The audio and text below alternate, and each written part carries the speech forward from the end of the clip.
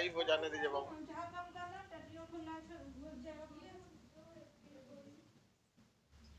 CHSL तो start हो गया 3 बजे से,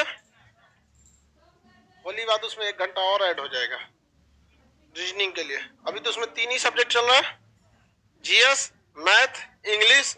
होली बाद उसमें क्या ऐड हो जाएगा, इंग्लिश में, सॉरी रीजनिंग भी।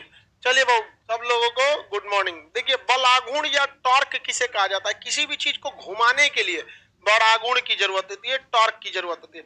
जैसे ये हाथ ऐसे घुमा रहे हैं ना, इसमें किसकी जरूरत है? बल आघूर्ण, टॉर्क की, यानी बल आघूर्ण की जरूरत होती है। कोई भी चीज घूमेगा तो किसके वजह से? टॉर्क, बल आघूर्ण के। नट वगैरह कसेंगे ना, पेचकस, तो ऐसे आप उसको पहले तो लगाएंगे फोर्स, ताकि उसका जो घाट है उसमें पकड़ ले वो, और उसके बाद क्या लगाएंगे? बल आघूर्ण, टॉर्क लगाएंगे। क्या लगाएंगे? टॉर्क। चक्का किससे घूमता है? टॉर्क। उसमें क्या लगाता है? टॉर्क। आप देखे होंगे ट्रक वगैरह में, तो ट्रक के नीचे देखिएगा तो आपको एक तो ऐसे ट्रक रहेगा ना, ट्रक का ये जो चक्का रहेगा, इसके पास देखिएगा, यहाँ से मेन इंजन हो जाएगा, यहाँ से ट्रांसमिशन वाला जो निकला होगा रॉड, ट्रांसमिशन शॉफ्ट, वो यहाँ गया रहता है नीचे नीचे यहाँ पे। और एक यहाँ पे बड़ा सा गोल सा रहता है डिफरेंशियल। वो डिफरेंशियल का काम होता है, जिस चक्के पे लोड ज्यादा है उधर ज्यादा फोर्स देता है, जिधर लोड कम है उधर कम फोर्स देता है। समझ में आ गया कि नहीं आ गया? किसी को कोई दिक्कत? तो ये वाला जो चीज है, यहाँ पे एक रॉड निकला होता है ट्रक के नीचे, देखें कि नहीं, इसे घूमते रहता है, वो क्या देता है? टॉर्क देता है। क्या देता है? टॉर्क। किसी चीज को घूमने के लिए किसकी जरूरत होती है? टॉर्क की जरूरत होती है। तो टॉर्क जो होता है उसे हम टाव से दिखाते हैं। किससे दिखाते हैं? टाव से। टॉर्क को किससे दिखाते हैं? टॉर्क। ये क्या चीज होता है? बल गुणे आघूर्ण भुजा। बल गुणे बल आघूर्ण की भुजा होती है। लिखा है कि नहीं बंदा? टाव बराबर क्या है? देखिए कितना फोर्स लगा रहे हैं और कितनी दूरी से फोर्स लगा रहे हैं, Fs होता है। टॉर्क बराबर क्या होता है? Fs। किसी चीज को घुमाने के लिए बल की जरूरत है या टॉर्क की जरूरत है? टॉर्क की जरूरत होती है। किसी को कोई दिक्कत नहीं।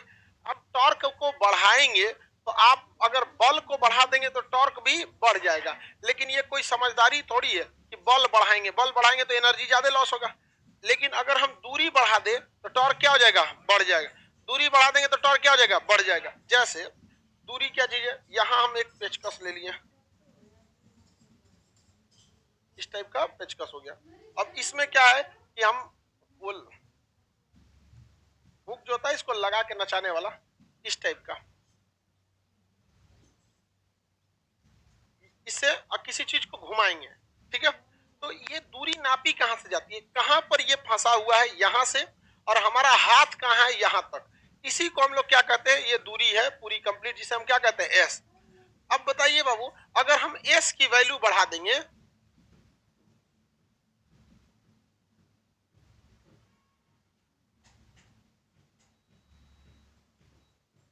कौन है CBSE वाला?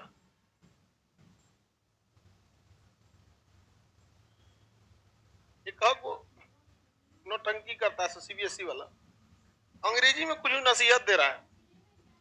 तो देखिए, अगर हम इस दूरी को बढ़ा देंगे तो ये एस की वैल्यू बढ़ जाएगी कि नहीं बढ़ जाएगी? और एस की वैल्यू को बढ़ने से टॉर्क बढ़ेगा कि नहीं बढ़ेगा?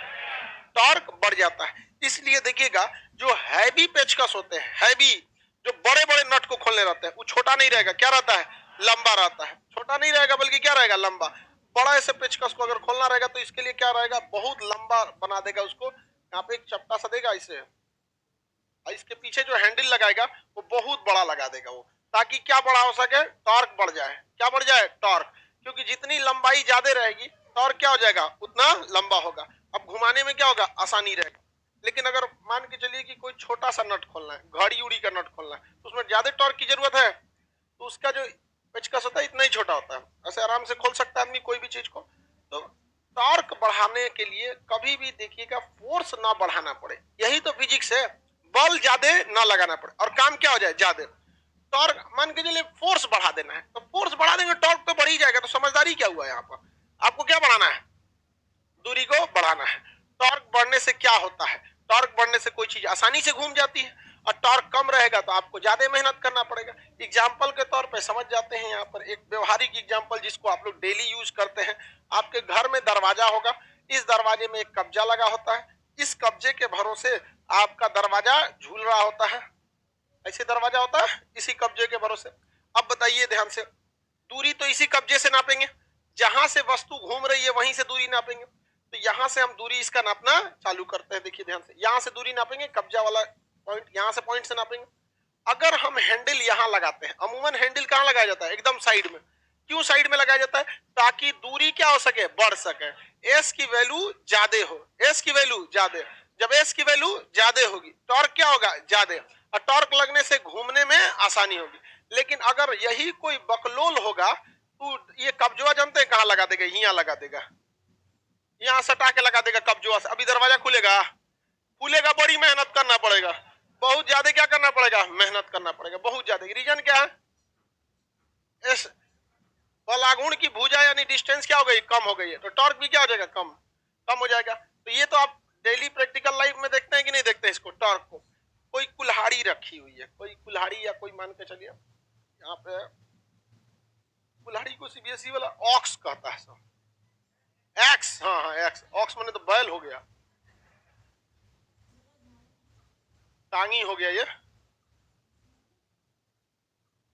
ये टांगा हो गया। टांगी तो छोटा होता है, ये टांगा है,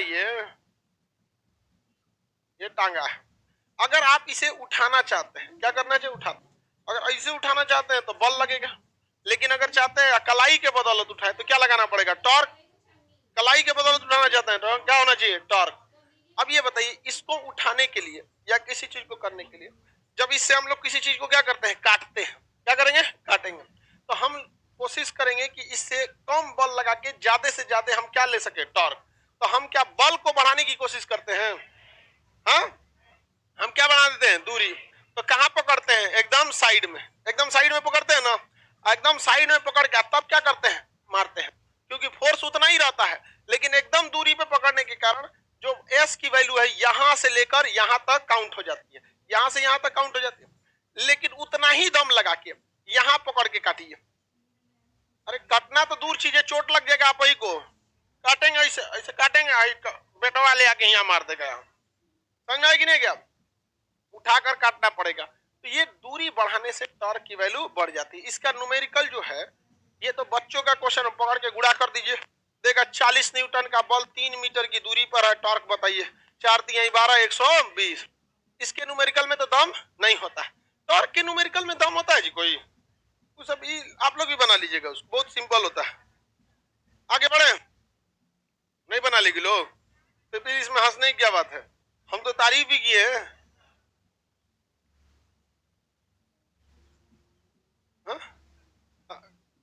तारीफ नहीं किए जी? चलो तो हम तो वापस तारीफ ले लेते। इन लोगों से भी टॉर्क का नहीं बनेगा।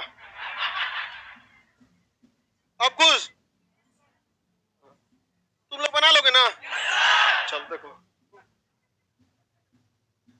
सोचो किसी भी केस जीतने में जज का कितना महत्वपूर्ण योगदान होता है। जज चाहे तो केस जिता देगा, जज चाहे तो केस हरा देगा। लेकिन हम तो हमेशा ईमानदारी से किए, कभी किसी का पक्ष लिए हैं? हाँ, जहां तक रहा है महिलाओं का समर्थन ही किए हैं। नहीं समझ में आया? सीबीएसई वाले तो एकदम मत पूछिए, एकदम उस सब तो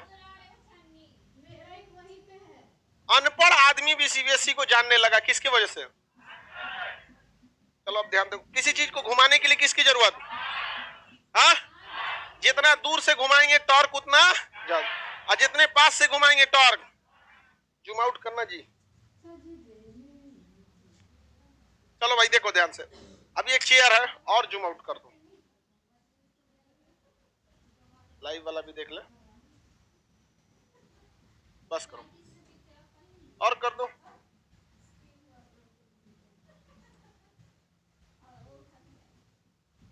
पूरा चेयर दिख जाए उसका।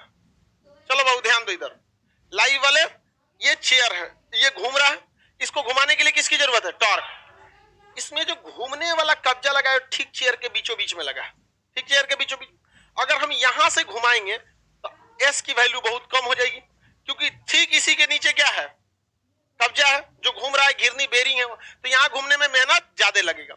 लेकिन जितना हम इस सेंटर से दूर जाएंगे हमारे लिए एस की वैल्यू बढ़ते जाएगी, क्योंकि सेंटर से क्या रखना है? दूर रखना है। जहां से मशीन घूम रही है उससे क्या करना है? दूर रखना है।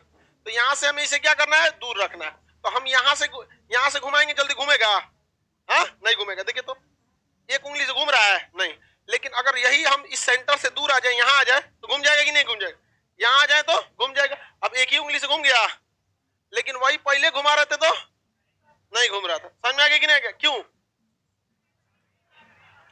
दूरी कम था, वो उतना टॉर्क उत्पन्न नहीं कर पा रहा था जितना उसे करना चाहिए।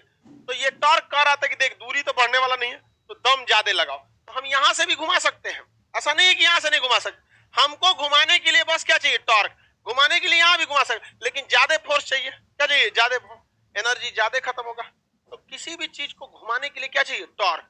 लेकिन टॉर्क के लिए बल तथा आघूर्ण भुजा में गुणनफल निकाला जाता है। ये जो दूरी निकाली जाती है, ये दूरी वहां से निकाली जाती है जहां बल लग रहा है तथा जहां से वस्तु घूम रही है। उन्हीं के बीच की दूरी को क्या कहते हैं? बलाघूर्ण की भुजा। किसी को कोई दिक्कत? आगे बढ़े। देखो ये गधा को, रंजीत कांत, चेयर कितने का आता होगा ये?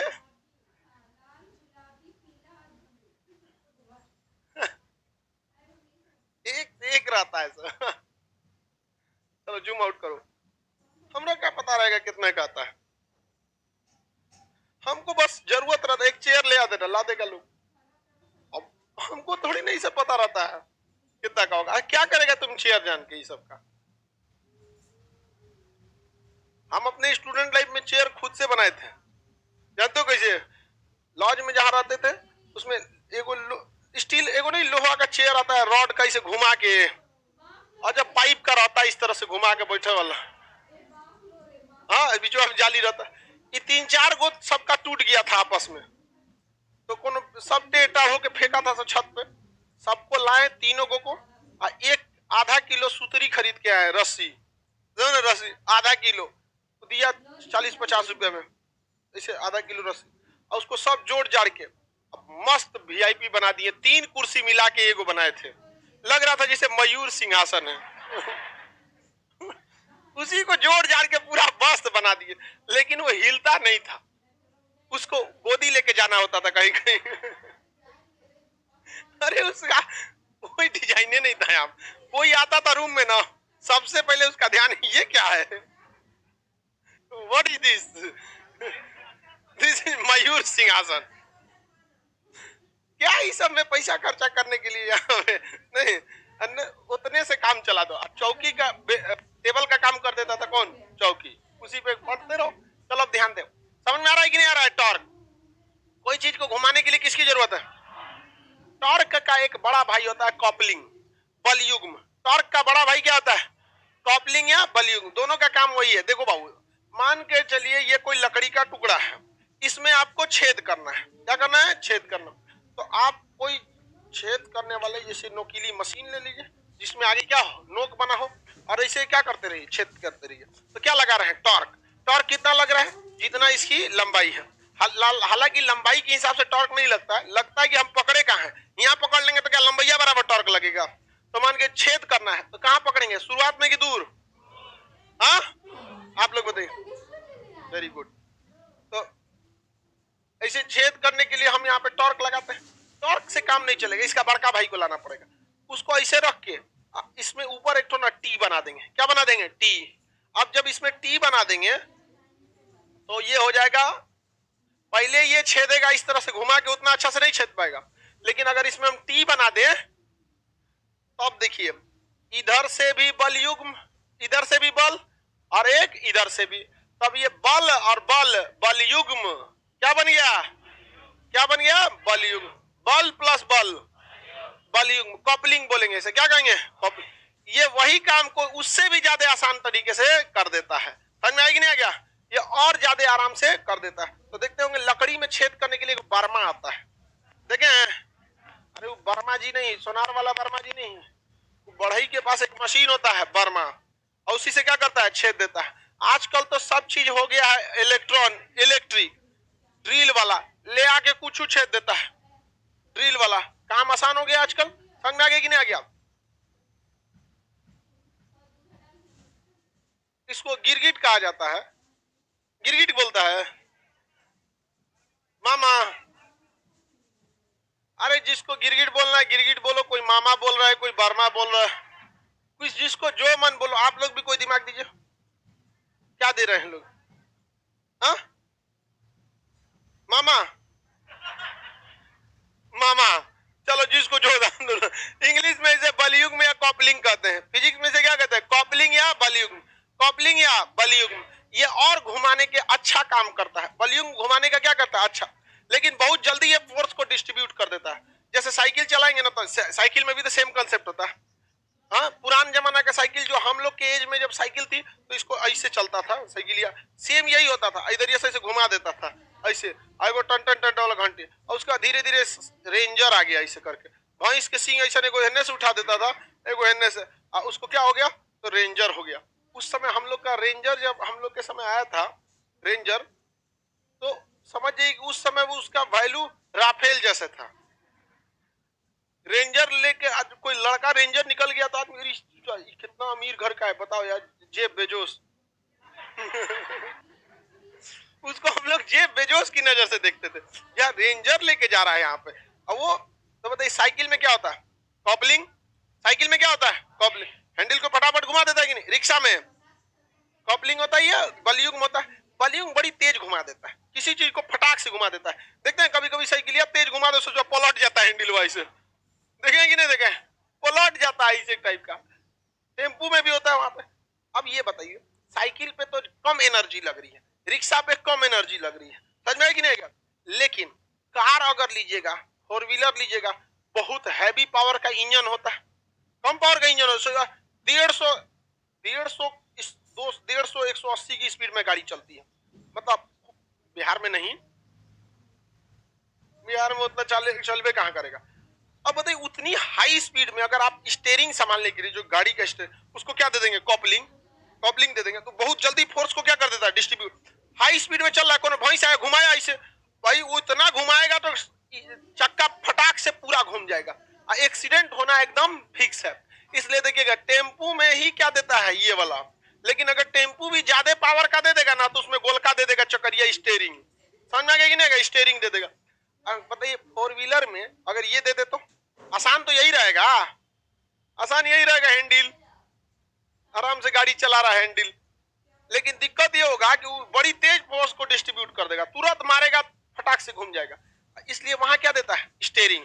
स्टेयरिंग में धीरे धीरे घूमता है, आप पूरा घुमा दीजिएगा तो 50% घूमेगा, 2 बार घुमाएंगे ना तब तो जाके नचता है पूरा। अगर गाड़ी को घुमा के लाना है, यू टर्न मारना है, तो आपको 2 बार घुमाना पड़ेगा। अगर मुड़ना है तो एक बार घुमा लीजिए तो क्या हो जाएगा? मुड़ जाएगा। लेकिन अगर चाहते हैं कि पूरा घुमा के वापस यू टर्न मारे, तो कितना बार घुमाना पड़ेगा? 2 बार घुमाना पड़ेगा। इस 2 बार घुमाने में टाइम लग जाएगा, फटाक से कैसे घूम जाएगा? 2 बार घुमाने में टाइम लगेगा, इतना देर में गाड़ी बैलेंस बना लेगी। लेकिन अगर भाई ये रहे, यू टर्न मारना है, अरे यू टर्न धड़ाक ले मार दिया, यू टर्न पलट गई गाड़ी। तो स्टेयरिंग देता है, क्या देता है? स्टेयरिंग। किसी को दिक्कत? क्या दे देता है? स्टेयरिंग, पावर स्टेयरिंग देता है। पावर स्टेयरिंग एक अलग चीज होता है। देखो स्टेयरिंग जो होता है ना, इसके ऊपर पूरा चक्का से ये जुड़ा रहता है। तो पहले टेक्नोलॉजी नहीं थी तो पूरा मेहनत लगता था स्टेयरिंग को घुमाने में, क्योंकि जब आप स्टेयरिंग घुमाते हैं तो पूरा चक्का घूमता है और उसी चक्के पे पूरी गाड़ी का लोड है। हालत खराब हो जाता था पहली की गाड़ियों में चलाने में। अभी क्या देता है? हाइड्रोलिक दे देता है। जैसे गाड़ी का पावर ऑन करेंगे तो बैटरी से वो ले लेगा पावर, और इंजन को, स्टेयरिंग को दे देगा पावर।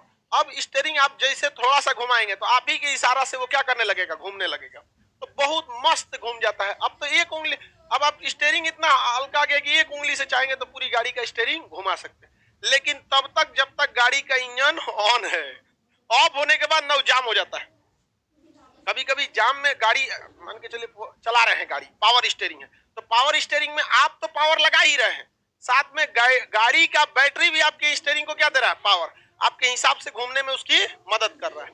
लेकिन अगर गाड़ी बंद हो गया, पावर स्टेयरिंग बंद, इतना जाम हो जाएगा ना कि अब मान के चलिए जिसके गाड़ी में पावर स्टेयरिंग, उसको तो आदत है खूब अच्छा से चलाने का, एक हाथ से गाना सुनते रहे, चलाते रहे चलाते रहे। क्यों? Power steering. अचानक बंद हो गया, सब पावर स्टेयरिंग गया, कहा तुम अब अपना पावर दिखाओ। अब वो बेचारा हिलवे नहीं करेगा, इतना जाम हो जाएगा। तो फिर से क्या करना पड़ता है?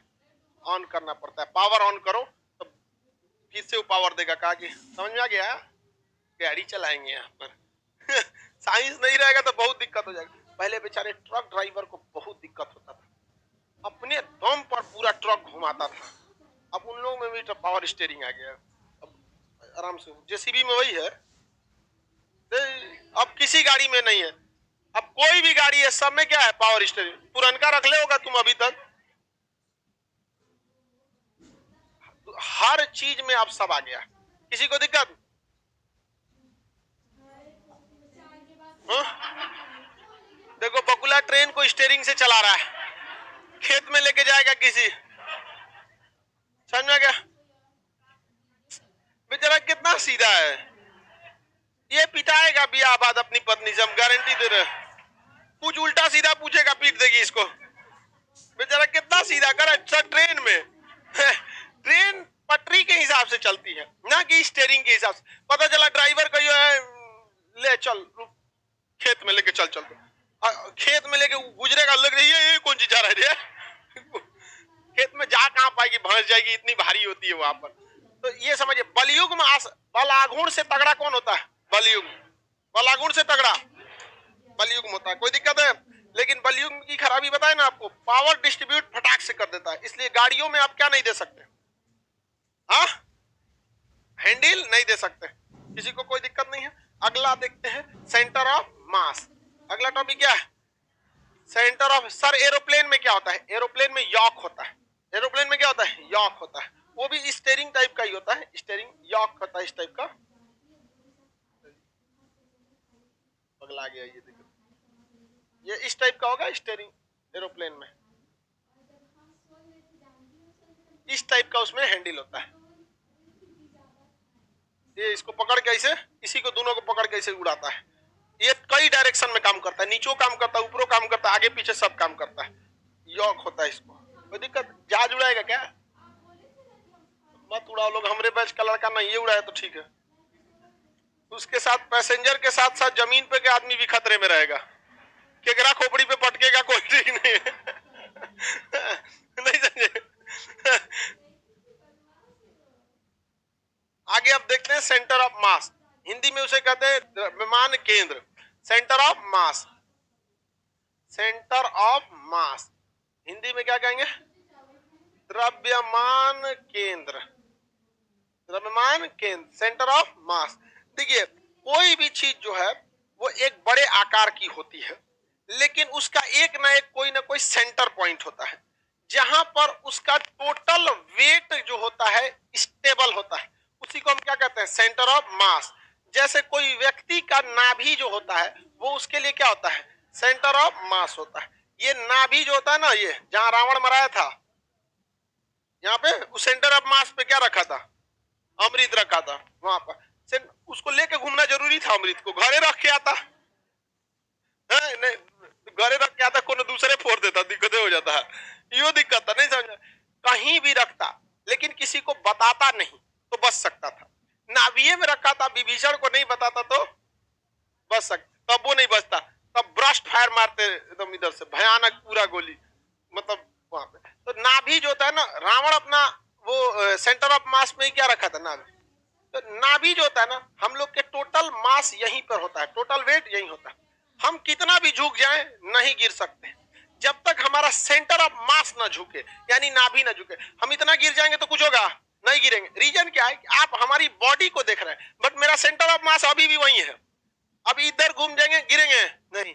सेंटर ऑफ मास जब तक नहीं होगा, नहीं डिस्टर्ब होगा, तब तक नहीं गिर सकते। कितना भी झुक जाएंगे, कुछ भी हो जाए। सर्कस में देखते हैं तो अलग, उस सब पे फिजिक्स से नहीं लागू होता है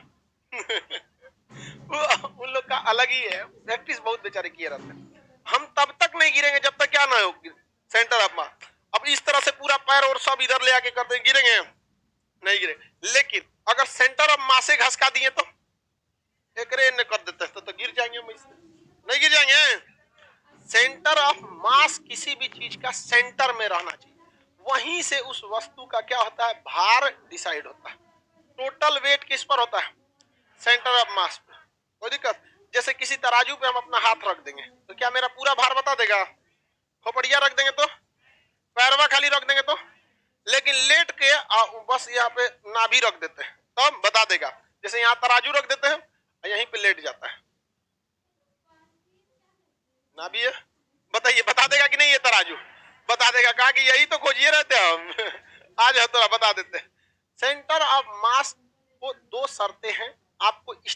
चाहिए। अगर सेंटर ऑफ मास स्टेबल नहीं है तो आपका डिसबैलेंस होना एकदम फिक्स है। सेंटर ऑफ मास को बहुत ज्यादा ऊपर नहीं जाना चाहिए, वरना आप क्या हो सकते हैं, गिर सकते हैं। सेंटर ऑफ मास को बहुत ज्यादा ऊपर नहीं जाना चाहिए। यही वजह है कि सेंटर ऑफ मास, अगर बताइए सेंटर ऑफ मास ऊपर रहना चाहिए कि नीचे? मतलब जितना नीचे रहेगा ना वो चीज उतना स्टेबल रहेगी, जितना नीचे रहेगा स्टेबल रहेगी। जैसे सेंटर ऑफ मास क्या बदल सकता है? बदल सकता है। जिधर भार ज्यादा जाएगा उधर भाग जाएगा सेंटर ऑफ मास। जैसे एक लाठी है, ये लाठी है, इस लाठी का सेंटर ऑफ मास कहां होगा? बीच में होगा कहीं, लेकिन इस लाठी के नीचे वो कोहड़ा खोस देते हैं इसमें। बताइए इसका सेंटर ऑफ मास कहां गया? नीचे, कोहड़ा में चल गया। अब ये बताइए ये लाठी स्टेबल रहेगा कि नहीं? रह जाएगा, नहीं रह जाएगा। सेंटर ऑफ मास कहां है? नीचे। लेकिन इस कोहड़ा को हम यहां से हटा देते हैं, इस कोहड़वा को हम यहां खोस देते हैं। अब बताइए लठिया खड़ा रहेगा, गिर जाएगा, क्योंकि इसका सेंटर ऑफ मास कहां चला गया? ऊपर। तो इसका मतलब सेंटर ऑफ मास वेरिएबल है, एक जगह से दूसरे जगह शिफ्ट हो सकता है। जिधर वेट ज्यादा होता है सेंटर ऑफ मास उधरे भाग जाता है, जिधर वेट ज्यादा सेंटर ऑफ मास उधर भाग जाता है। समझ में आ गया कि नहीं आ गया? किसी को कोई दिक्कत? सेंटर ऑफ मास को ऊपर रहना चाहिए कि नीचे? अगर स्टेबल रहना है तो कहां रहना चाहिए? नीचे। सेंटर ऑफ मास आगे पीछे घसक सकता है। ये बताइए अगर कोई गाड़ी है, कोई भी बस है, तो आप देखते होंगे कि बस जो बनाया जाता है तो बस के अंदर जो लोग बैठे होते हैं उनको नीचे की ओर बैठाता है। यहाँ ऐसे सीट दे देता है कि नहीं? यहाँ सीट दे देता है बैठने के लिए, यहाँ पे नीचे चक्का बना देते हैं। कभी कभी ओवरलोडेड बसेज रहती है ना, तो ऊपर भी आदमी को बैठा देता है। बैठा देता है कि नहीं बैठा देता है? ऊपर जब आदमी बैठाता है तो इस कंडीशन में बस पर एक शर्त रहना चाहिए कि ऊपर का आदमी खड़ा ना हो। रीजन क्या है कि अगर ऊपर का आदमी बैठा हुआ है तो उसका सेंटर ऑफ मास ना भी नीचे चली आएगी, तो थोड़ा सा बस क्या होगी? स्टेबल। लेकिन अगर ये आदमिया इसके ऊपर खड़ा हो जाए, इससे कुछ ज्यादा ही लंबा हो गया ये हाँ? तो इसका बताइए सेंटर ऑफ मास क्या हो गया? ऊपर चला गया। ये अकेले खड़ा होगा तो उधियाएगा, पता चला सब 30-40 आदमी ऊपर खड़ा हो जाए, इसे बस क्या हो जाएगी? अनस्टेबल। अब बस क्या हो जाएगी? पलट जाएगी। तो ऐसे गाड़ियां भी कभी कभी पलट जाती हैं, क्योंकि उसका सेंटर ऑफ मास कहां चला जाता है? ऊपर की ओर चला जाता है। इस ट्रेन में इस चीज को बखूबी पालन किया जाता है।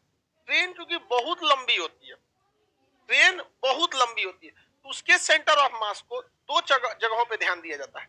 एक लंबाई में भी एक साइड में ना भागे, और ऊपर नीचे में भी एक साइड में ना भागे, क्योंकि ट्रेन तो बहुत लंबी होती है ना जी। जैसे लंबी सी ट्रेन हो गई, ऐसे बना देते हैं। इसमें जब ट्रेन की टिकट बुक होती है तो सबसे पहले ट्रेन की टिकट बुक होती है, कुछ हद तक बीच वाला बुक हो जाएगा, बीच वाली सीट बुक हो जाएगी। उसके बाद इधर वाला क्या हो जाएगा? बुक होगा। उसके बाद इधर वाला। समझ में आ गया कि नहीं आ गया? ये पूरा का पूरा क्या हो जाएगा? बुक हो जाएगा, फटाफट होगा। उसके बाद अब कहीं का बुक होना चालू होगा, क्योंकि पहले रेलवे ने अपना क्या कर लिया? सेंटर ऑफ मास फिक्स कर लिया कि भैया हमारा सेंटर ऑफ मास बराबर हो गया, आगे पीछे बीच में कहीं नहीं है, चारों ओर क्या हो गया है? डिस्ट्रीब्यूट हो गया। किसी को दिक्कत? पता चला खाली पीछे वाला डिस्ट्रीब्यूट, मान के चलिए पहले बुकिंग चालू है, सब आदमी पीछे वाला कर लिया, अब बाकी आदमी का ना, अब कहा जाएगा आदमी होली में दिल्ली, सब जना घरे आएगा, तो यहाँ से ट्रेनें खाली चल जाएगी, तो दिक्कत हो जाएगा ना ट्रेन में। तो एक साइड में कभी भी डिस्ट्रीब्यूट नहीं होता है। उसके बाद क्या होता है? ट्रेन का जो निचला बर्थ होता है, नीचे वाला, पहले उसको रेलवे का सॉफ्टवेयर क्या करता है? बुक करता है। आप इमरजेंसी में जब कभी लास्ट में ट्रेन का टिकट बुक करेंगे ना, ज्यादा चांस है कि आपको ऊपर वाला मिलेगा, नीचे वाला बहुत कम चांस है कि मिलेगा।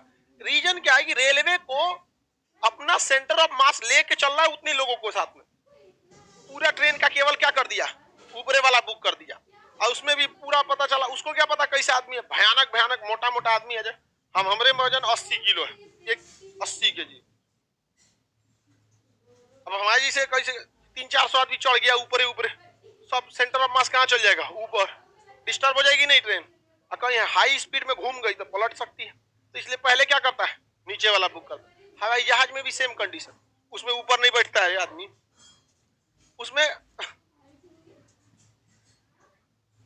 हवाई जहाज में ना जो सीटें होती हैं इस तरह से होती हैं, एक पतला सा बीच में रास्ता होता है, 3 सीट इधर और 3 सीट इधर, ऐसे 3 उधर 3 इधर, एक साइड से होती है इससे 3 इधर और 3 इधर, A B C D E F. जैसे ये वाला सीट का नाम रहेगा A B C D E F, समझ में आ गया कि नहीं? तो एफ वाला उधर खिड़की मिल जाएगा और ए वाला इधर खिड़की मिल जाएगा। समझ में आ गया कि नहीं आ गया? किसी को कोई दिक्कत है? आगे बढ़ जाए। तो इस तरह से होता है। तो जहाज में पहले ना थोड़ी सी सीट आगे की बुक हो जाएगी और थोड़ी सी पीछे की हो जाएगी और उसके बाद थोड़ा सा बीच में। उसके बाद आप लोगों के ऊपर छोड़ देगा वेब चेकिंग। अपने से नेट से खोज लीजिए कौन सा सीट आपको पसंदीदा है कौन सा नहीं है। लेकिन पहले वो अपना आगे का कुछ सीट भर लेगा और कुछ पीछे का और फिर कुछ बीच में का। उसके बाद ही आपको कहेगा आप सीट चेंज करते रहिए। ऐसा नहीं कि पता चला किसी जहाज में 100 सीट है और 100 का 100 आदमी आया नहीं, उसमें से मान के चलिए आई आदमी आया 50 को और सब 50 पीछे जाकर बैठ गया, ऐसे भागेगा?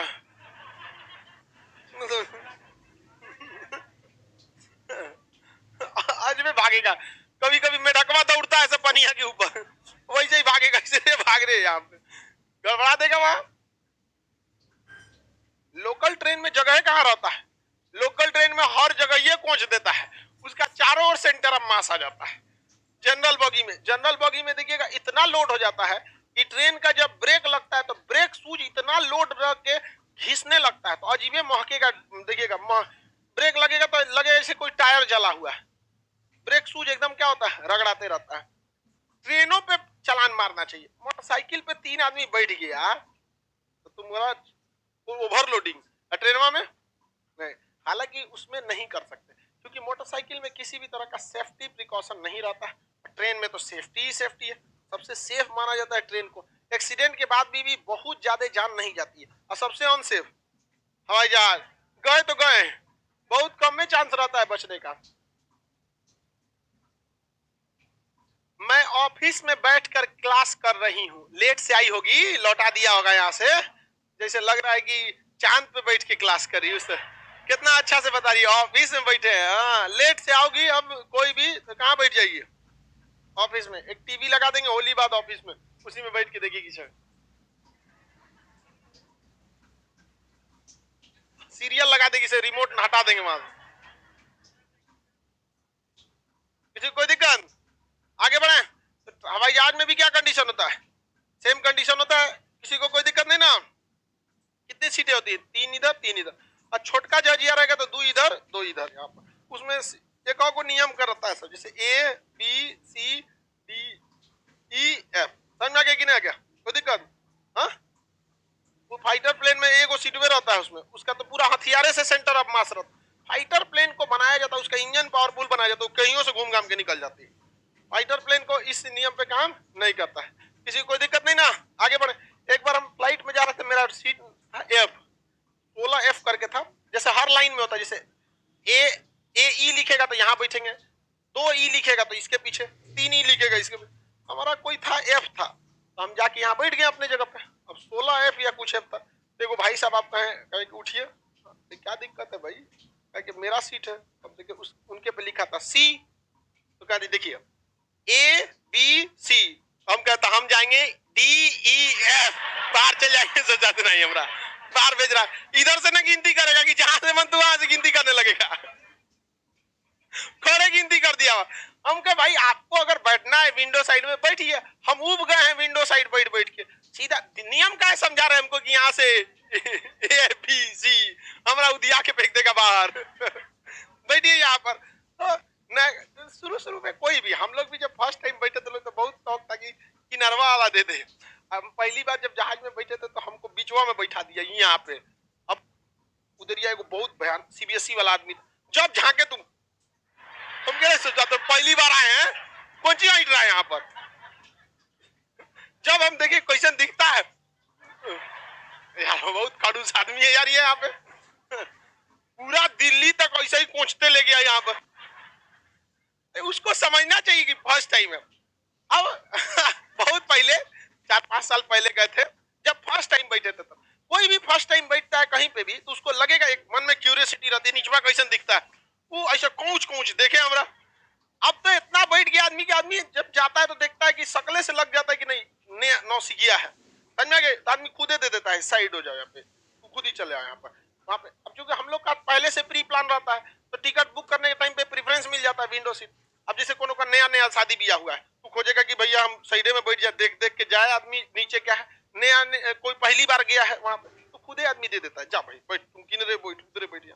उसमें दिखता कौन चीज है, तनी दूर के बाद कुछ ना दिखेगा, सब आसमान नीला नीला, लेकिन वो मन कर रहा था ना जैसे देखा दांते काट लिया।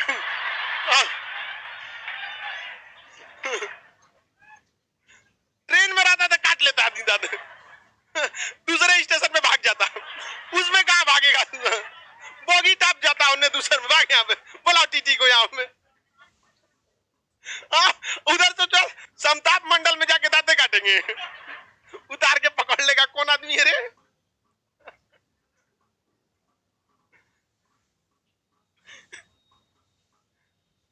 चलिए आगे देखते हैं। द्रव्यमान केंद्र समझ में आ गया? क्या द्रव्यमान केंद्र एक जगह से दूसरे जगह शिफ्ट हो सकता है? हो सकता है, शिफ्ट हो सकता है। आप देखेंगे आदमी जब, हम लोग का द्रव्यमान केंद्र क्या होता है? नाभि में। जब हम लोग पहाड़ पर चढ़ने वाले होते हैं या बहुत ज्यादा हाइट पर चढ़ते हैं, ऐसे तिरछा हाइट पर, ऐसे पहाड़ पे, तो हाइट तो बहुत ज्यादा हो जाएगी हम लोग की, और ऐसे चढ़ेंगे लोग तो द्रव्यमान केंद्र कहाँ हो जाएगा? ऊपर, मर देगा, पलट देगा, पीछे गिर जाएंगे, झुक जाता है आदमी। क्या होता है? झुक जाता है, समझ में? या किसी पतले दीवार पे चलेंगे तो दीवार पे जब चलेंगे सेंटर ऑफ मास, कहेंगे नाभि में है सेंटर ऑफ मास। कहाँ है? नाभि में है। यहाँ पे सीढ़ी पे तोरा कौन दिक्कत हो रहा है? सीढ़ियों पे तो झुक के चलता है।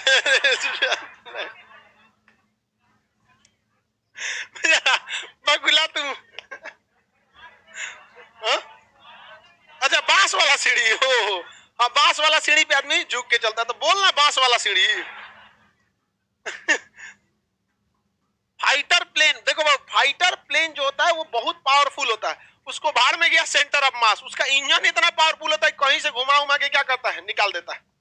अब जैसे पहाड़ पे चढ़ता है तो आदमी क्या होता है? झुक जाता है। कोई पतले दीवार पे चलेगा तो सेंटर ऑफ मास कहाँ है? नाभि में। अब दीवालवा इतने पतला है, इतना पतला दीवार है, आई के बीचों में क्या है? Centre of mass.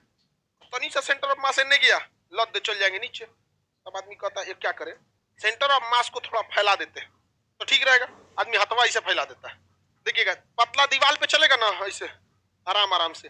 बचपन में आम तूर के भागे होंगे आप लोग, दीवार कूद कर के। हाँ हम लोग भी ऐसे बगीचा में दूसरे के घुस के आम तूर तर कैसे आराम से भागेगा आदमी। कबू कबू गिर जाता था आदमी, उसी में भी बन जाता था।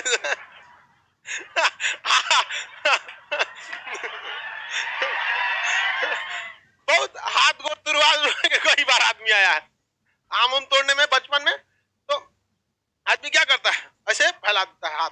सर्कस में देखिएगा रस्सी पे चलने वाली महिला को देखें, वो बेचारी रस्सी पे चली गई, अजीब टाइप का, ऐसे इस टाइप का सेंटर ऑफ मास ले लेता है। कभी कभी देखिएगा बहुत ऊंचाई से चढ़ेगा तो एक मोटका ऐसे पाइप ले लेता है, बांस। बांस मान के चलिए इधर गिरने वाला रहेगा ना, इधर गिरने वाला रहेगा तो बांसवा इधर फेंक देगा, बांस को क्या कर देगा? इधर फेंक देगा। सेंटर ऑफ मास क्या है? इधर आएगा, फिर इधर आके बैलेंस कर देगा। उसका प्रैक्टिस होता है। नहीं तो आप लोग को दे देंगे इधर गिरने वाला है, कुल बांसवा इधर फेंकेंगे तो इन्हें गिर जाएंगे, तो फायदा क्या हुआ? तो उधर गिरो चाहे इधर गिरो। हाँ? तो उसकी पूरी प्रैक्टिस होती है। या फिर अगर हम लोग लोड कोई भर बाल्टी पानी ऐसे उठा लिया, देखिए कभी कभी गाय भैंस को पानी पिलाने के लिए एक बाल्टी पानी ले गया गाय को पिलाने के लिए, तो पता चला सेंटर ऑफ मास किधर भाग जाएगा? बल्टिया की ओर। पहले से था नाभि में, अब 10 लीटर का पानी उठा लिए तो कहाँ चल जाएगा? इस साइड में। तो आप गिर जाएंगे कि नहीं? इस साइड में। आदमी एक साइड में हाथवा निकाल देता है ऐसे, चल देखे ऐसे पानी उठाएगा ना तो ऐसे हाथवा लेके चल जाएगा ऐसे ऐसे। नहीं देखे जी?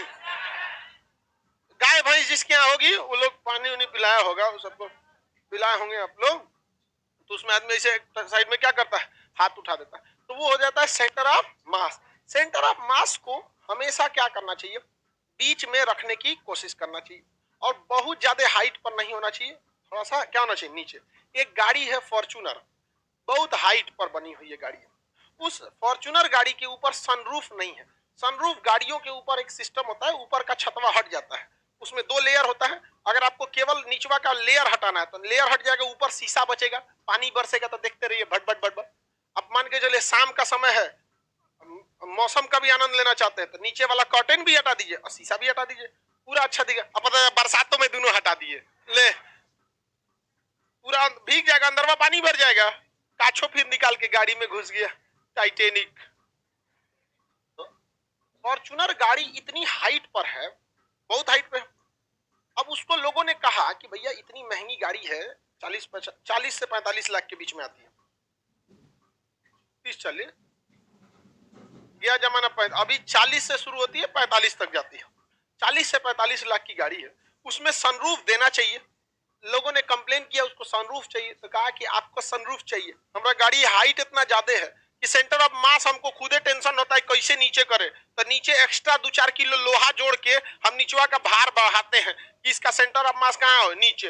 आप कहेंगे सनरूफ दीजिए, तो हम खोल देंगे सनरूफ और उनमें से आप निकल के झांकने लगेंगे, हमारा गाड़ी का सेंटर ऑफ मास ऊपर चल जाएगा और तनिको 40 के ऊपर गया तो पलट जाएगा। हम ना दे तो नहीं देता है वो, सेंटर ऑफ मास नहीं देगा। हाँ, सेंटर ऑफ मास का सनरूफ नहीं देता है वहां पे, कुछ भी टाइप का सनरूफ नहीं देगा।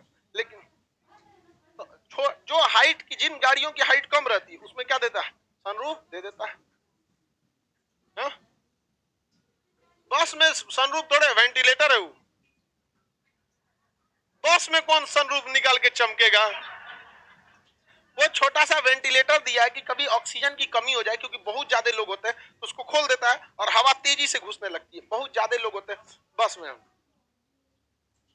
हाँ, डबल फ्लोर वाला बस, उसका लोड नीचे ज्यादा रहता है, और डबल फ्लोर वाले बस में पहले से हिदायत रहती है कि जब नीचे के लोग भर जाएंगे तभी ऊपर भेजता है, अदरवाइज में सीधे ऊपर नहीं भेज देगा डबल फ्लोर वाले में। और जब इंजीनियर उसको बनाता है तो उसके नीचे लोड ज्यादा दे देता है।